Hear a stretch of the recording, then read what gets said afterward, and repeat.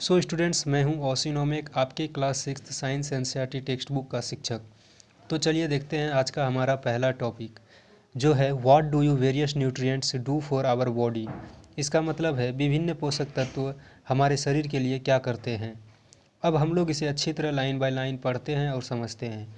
सबसे पहले है carbohydrates mainly provide energy to our body. कह रहा है कार्बोहाइड्रेट मुख्यतः प्रोवाइड मतलब होता है प्रदान करना, यानी प्रदान करता है हमारे शरीर को ऊर्जा। अब आगे है fats are also give us energy, यानी फैट्स भी हम लोगों को ऊर्जा देती है। In fact fats give much more energy as compare to the same amount of carbohydrates.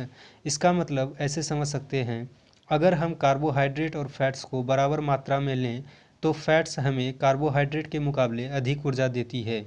Foods containing fats are and carbohydrates are also called energy giving foods. Fats और carbohydrates पाए जाने वाले भोजन को ऊर्जा देने वाला भोजन भी कहते हैं, जैसा कि आप यहाँ पर फिगर 2.3 में देख सकते हैं। और as a note some sources of carbohydrates देकर इन सभी भोजन के नाम लिख सकते हैं, जैसा इसमें दिया गया है। स्वीट पोटैटो मीठा आलू, पोटैटो आलू, शुगर कैन गन्ना, पपाया पपीता, और भी बहुत सारे जो आपको क्वेश्चन सोल्व करने में शायद मदद मिले। जैसा कि आपसे पूछ सकता है sweet potato is a source of dash, option में दे देगा protein, fats, carbohydrates and vitamins. अगर आप इसे याद नहीं रखोगे तो कैसे सही बना पाओगे। उसी तरह दूसरा सवाल 2 या 3 नंबर के लिए आ सकता है, जैसे right any 2 sources of carbohydrates, तो इसलिए आप इसे नोट डाउन कर लीजिए। उसी तरह कह रहा है फिगर 2.4 को देखने तो यह रहा हमारा फिगर 2.4। इसमें ठीक उसी तरह सम सोर्सेस ऑफ फैट्स दिया गया है, और यहाँ पर तो कैटेगरी वाइज दिया गया है। जैसे ए नंबर में है प्लांट सोर्सेस और बी नंबर में एनिमल सोर्सेस। यहाँ पर जैसे क्वेश्चन पूछ सकता है milk is a dash source of fats, और आपसे ऑप्शन में दे सकता है प्लांट सोर्स और एनिमल सोर्स, तो इसका आंसर हो जाएगा एनिमल सोर्स ऑफ फैट्स।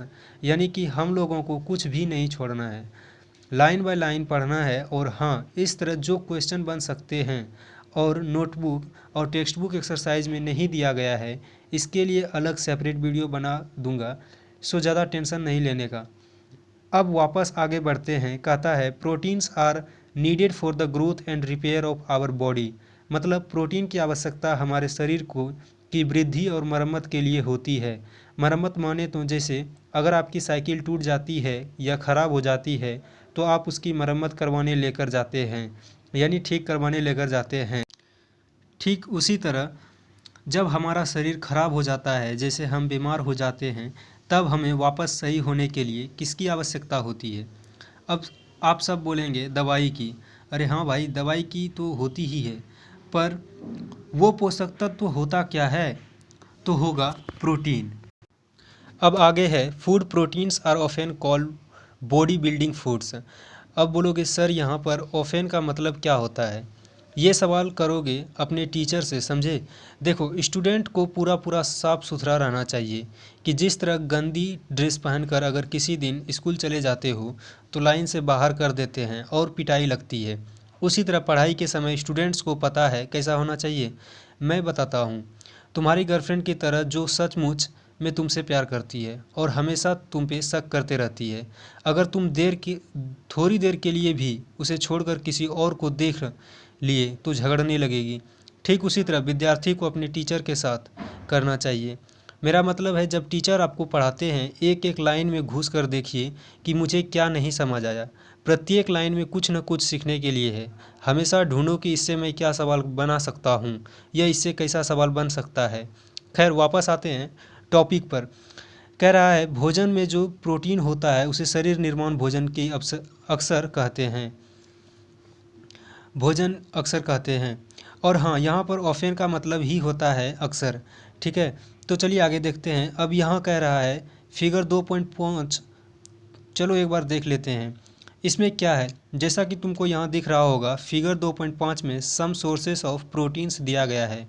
यहाँ पर भी प्लांट और एनिमल प्रोडक्ट्स अलग अलग दिए गए हैं, इसे कॉपी में नोट कर लेना। और ये जो नोट डाउन करने बोल रहा हूँ, ध्यान देना, हल्के में मत लेना। यह आगे चलकर अगले क्लास में बहुत हेल्पफुल होगी। आगे छोड़ो इसी अध्याय में। खैर, अगर स्कूल वाले तुम्हारे ऐसे सवाल नहीं भी पूछेंगे तो फिर भी मैं ज़रूर पूछूंगा वीडियो के अंत में, ठीक है। अब आगे वापस आते हैं टॉपिक पर। देखो, इसमें जैसे कुछ नाम लेता हूँ। जो दिया गया है वो है पीज, मटर, मूंग और दूसरी तरफ मछली, दूध, मीट और भी सारी चीज़ें, वो देख लेना। अब चलो आगे बढ़ते हैं।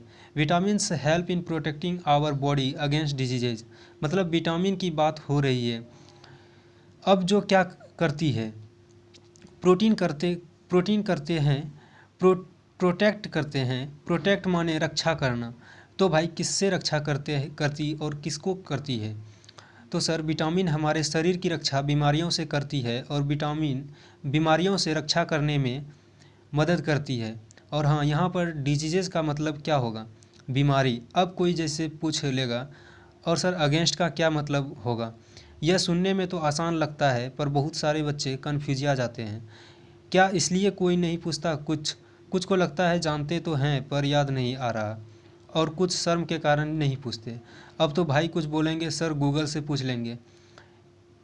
खैर, जो भी क्या देखें, जो करना है करो, पर जान लो अगेंस्ट मतलब होता है खिलाफ करना, यानी खिलाफ। अब आगे देखो क्या है। Vitamins also help me in cooking our eyes keeping our eyes, bones, teeth and gums healthy. मतलब बच्चों, विटामिन जो है हमारी हेल्प करता है यानी मदद करती है, कीपिंग यानी रखने में, हेल्दी मतलब सलामत या फिर स्वास्थ्य रखने में। किसको किसको? आवर आइज़ हमारी आँखों को, बोन्स यानी हमारी हड्डियों को, टीथ यानी हमारी दांतों को, और जम्स मतलब मसूड़ों को। ठीक है, यहाँ तक सबको क्लियर है? तो चलो अब आगे है। Vitamins are of different kinds of different names, मतलब विटामिन बच्चों विभिन्न प्रकार के होते हैं, यानी अलग अलग प्रकार के अलग अलग नामों से होते हैं। अब आगे है, some of these are vitamin A, vitamin C, vitamin D, vitamin E and K. मतलब इनमें से कुछ के नाम हैं vitamin A, vitamin C, vitamin D, vitamin E और के। अब है, there is also a group of vitamins called vitamin B complex. इसका मतलब विटामिन्स का एक ग्रुप भी है जिसको हम विटामिन बी कॉम्प्लेक्स कहते हैं। अब है, our body needs all types of vitamins in small quantities. देखो बच्चों, यहाँ कह रहा है हमारे शरीर को सभी प्रकार के विटामिन थोड़ी थोड़ी मात्रा में चाहिए। इसको ऐसे समझो, आप पार्टी, फंक्शन या किसी की शादी में जाते हो और वहाँ पर बहुत तरह के भोजन होते हैं, पर आप क्या कहते हो, देखो मैं खाऊंगा तो नहीं पर स्वाद सबका लूँगा। वही है विटामिन और शरीर के साथ। अब वापस टॉपिक देखो, कहता है vitamin A keeps our skin and eyes healthy, मतलब हमारी त्वचा और आँखों को सलामत रखता है। विटामिन ए कहने का मतलब है स्वस्थ रखती है, तंदुरुस्त रखती है। और vitamin C helps body to fight against many diseases, मतलब विटामिन सी जो है हमारे शरीर को अनेक बीमारियों से लड़ने में हेल्प करती है। अब है, vitamin D helps our body to use calcium for bones and teeth, यानी विटामिन डी हमारे शरीर को कैल्शियम उपयोग करने में मदद करता है, पर किस लिए सर? तो बच्चों, फॉर बोन्स एंड टीथ यानी हड्डियों और दांतों के लिए। ठीक है, चलो अब है, foods that are rich in different vitamins are shown in figure 2.6 to figure 2.9। तो बच्चों, इसका मतलब है फिगर 2.6 से 2.9 तक जो दिया गया है उसमें ऐसे भोजन के नाम दिए गए हैं जिसमें विटामिन की मात्रा भरपूर है। तो चलो देख लो क्या क्या है एक बार इसमें फिगर 2.6 देखो, जिसमें विटामिन ए के सोर्सेज के कुछ नाम हैं, जैसे पपाया यानी पपीता। इसको ऐसे इंटरलिंक कर सकते हो, पपीता में विटामिन ए पाया जाता है और विटामिन ए त्वचा और आँखों को स्वस्थ रखने में हमारी हेल्प करती है। इस तरह से चीज़ें जल्दी याद होगी और ऐसी होंगी कि कभी भूल नहीं पाओगे और माइंड में बन जाएगा। आगे इसी तरह कैरेट है, मैंगो है, और दूसरी है फिगर 2.7 जिसमें विटामिन बी के सोर्सेस दिए गए हैं। 2.8 में विटामिन सी और इसी विटामिन डी, और इसी तरह 2.9 में विटामिन डी एक एक करके याद कर लेना। नहीं तो इसे मैं ऑब्जेक्टिव से पहले एक बार और रिवाइज करवा दूंगा। अब आगे बढ़ते हैं। Minerals are needed by our body in small amounts. ठीक विटामिन के तरह ही हमारे शरीर को थोड़ी मात्रा में मिनरल्स की भी आवश्यकता होती है। Each one is essential for proper growth of body and to maintain good health. यानी कि बच्चे लोग देख लो, बात बिल्कुल सीधी है। हमारे शरीर के प्रॉपर ग्रोथ और अच्छा स्वास्थ्य मेंटेन करने के लिए इनमें से प्रत्येक की ज़रूरत है। और प्रॉपर ग्रोथ का मतलब होता है उचित विकास, साथ ही मेंटेन का मतलब है बनाए रखना यानी संभालना। जैसे घर में पिताजी सब कुछ मेंटेन करते हैं ना, उसी तरह।